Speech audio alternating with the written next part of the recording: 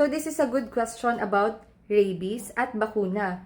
Kung ikaw daw ba ay bakunado na or may history ka na nabakunahan ka na ng anti-rabies at ikaw ay na-expose ulit, nakagat ulit, nakalmot, kailangan mo pa bang magpa-bakuna ulit? Para mas madali nating maintindihan, ito yung ginagamit natin na guidelines regarding that. So tandaan ninyo, yung PEP, yan ay post-exposure prophylaxis. Ibig sabihin, yung isang tao ay na-expose na or nakagat na at nagpabakuna na.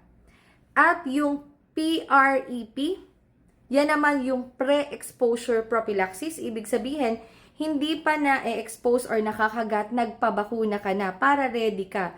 So, kung dito nakalagay, complete mo yung bakuna, patient received complete PrEP or PEP, hindi mo na kailangan nung immunoglobulin. Pero yung series ng bakuna ng anti-rabies, depende kung ikaw ay high or low risk.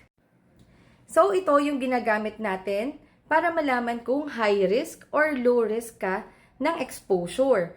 So, kapag high risk, unahin muna natin ang high risk. Kapag high risk, ang recommendation ay immediately provide booster injection. So, depende na yan sa magbabakuna sa inyo kung day 0 ka babakunahan or day 0 and day 3 or kung 2 beses.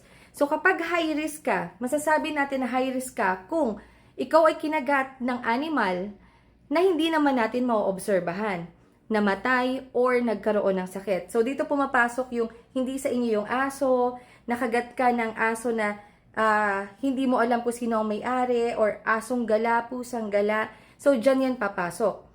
At kung ang site ng bite ay highly innervated, katulad ng iyong neck, yung ulo mo, genital area mo, hand and toes. Kung yan yung nakagat sa'yo, high risk ka na.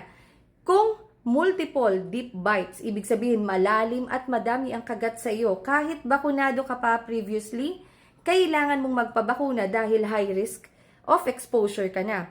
And kung ikaw ay patient coming from GIDA or geographically isolated and disadvantaged areas, high risk ka at kailangan mong magpa-booster. So, sino naman yung mga low risk? Ibig sabihin, pwede silang hindi nabigyan ng series ng vaccination sa rabies. So, ito yung mga tao na nagkaroon ng vaccination within the previous 3 months. Tandaan, 3 months.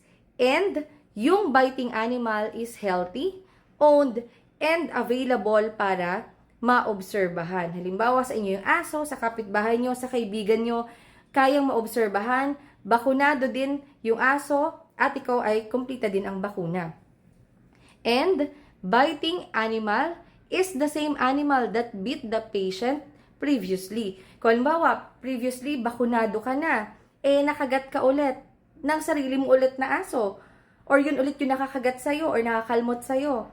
So, dito, papasok is low risk ka. Or, biting animal is previously immunized. Or, bakunado naman yung aso namin. Bakunado naman yung aso ng kapitbahay ninyo. Or, bite is on the extremities or trunk. Extremities, yung mga bias natin at yung ating trunk. Ngayon, kapag low risk ka, ang gagawin dyan is observe biting animal for 14 days. Yun pumapasok yung obserbahan ng 14 days yung alaga. And if the animal remains healthy, withhold booster dose. Ibig sabihin, hindi mo na kailangang magpa-booster. At balikan ulit natin tong table na to.